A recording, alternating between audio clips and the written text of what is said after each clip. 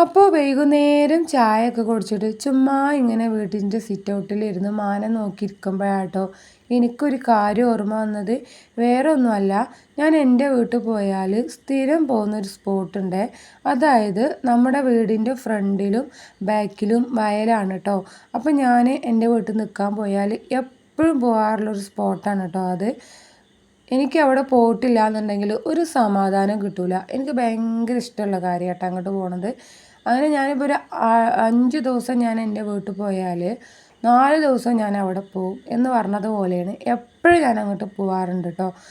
അപ്പം എങ്ങനെയായാലും നമ്മുടെ മനസ്സും ഒക്കെ ഒന്ന് ശാന്തമാവാനും, അതായത് നമ്മുടെ സ്ട്രെസ്സൊക്കെ കുറക്കാനും, നല്ലൊരു സമാധാനം കിട്ടാനും, ഒരു പോസിറ്റീവ് എനർജി നമുക്ക് കിട്ടാനൊക്കെ വേണ്ടിയിട്ട് നമ്മൾ മെൻ്റലി ഫിസിക്കലി മൊത്തത്തിൽ നമ്മൾ ഫ്രീ ആവാനൊക്കെ വേണ്ടിയിട്ട് ഇതേപോലെ പുറത്തേക്കൊക്കെ ഒന്ന് ഇറങ്ങി നമ്മൾ പ്രകൃതി ഭംഗി ആസ്വദിക്കുമ്പോഴേ നമ്മുടെ മനസ്സിന് ഭയങ്കര ഒരു സമാധാനമാണ് കേട്ടോ.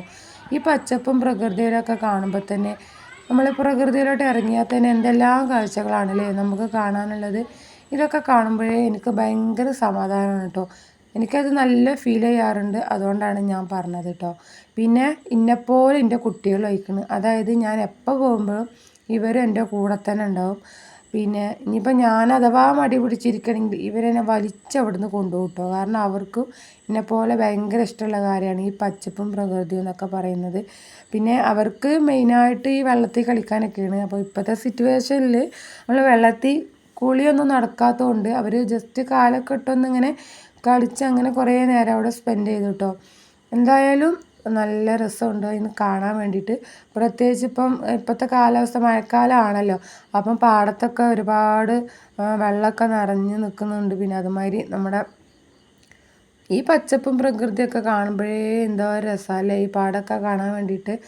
അങ്ങനെ നമ്മൾ എല്ലായിടത്തും ഒന്ന് കറങ്ങി തിരിഞ്ഞ് വന്നു കേട്ടോ. പിന്നെ ഞാൻ എപ്പോൾ പോകുമ്പോഴും ഒരു ദിവസം ഞാൻ ഫ്രണ്ടിൻ്റെ പാടത്തേക്ക് പോകും, പിറ്റേ ദിവസം ബാക്കത്തെ പാടത്ത് പോകും. അങ്ങനെയാണ് സാധാരണ ചെയ്യാറുള്ളത്. പക്ഷേ ഇപ്രാവശ്യം ഞാൻ പിന്നെ അങ്ങനെ ദൂരമൊക്കെ ഒന്നും അങ്ങോട്ട് പോയിട്ടുണ്ടായിരുന്നില്ല. കാരണം ഞാൻ പോകുമ്പോഴേ കുറച്ച് നേരെ വൈകിയിട്ടുണ്ടായിരുന്നു കേട്ടോ.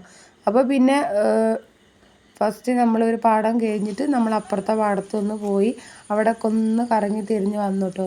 ആദ്യമൊക്കെ ഞങ്ങൾ പോയാൽ കയ്യിൽ തോർത്തും കയ്യിൽ ബക്കറ്റൊക്കെ പിടിച്ചിട്ടാണ് പോയത്. വേറെ ഒന്നിനുമല്ല, നമ്മൾ മീനൊക്കെ അതിലൊക്കെ പിടിച്ചിട്ട് അങ്ങനെ കുറേ നേരം അവിടെ അങ്ങനെ സ്പെൻഡ് ചെയ്യും കേട്ടോ.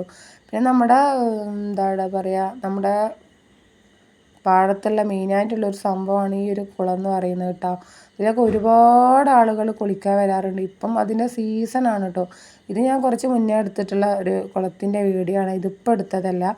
കാരണം ഇപ്പോൾ ആ ഭാഗത്തേക്ക് നമുക്ക് പോകാനേ പറ്റൂല കേട്ടോ. അവിടെയൊക്കെ ഒരുപാട് ആളുകൾ കുളിക്കാൻ വരുന്ന സ്ഥലമാണ്. അപ്പം ഞാൻ ആദ്യത്തെ ഒരു വീഡിയോ ഞാൻ എടുത്ത് വെച്ചതാണ് കേട്ടോ. എന്തായാലും അടുത്ത വീഡിയോയിൽ കാണും വരെ.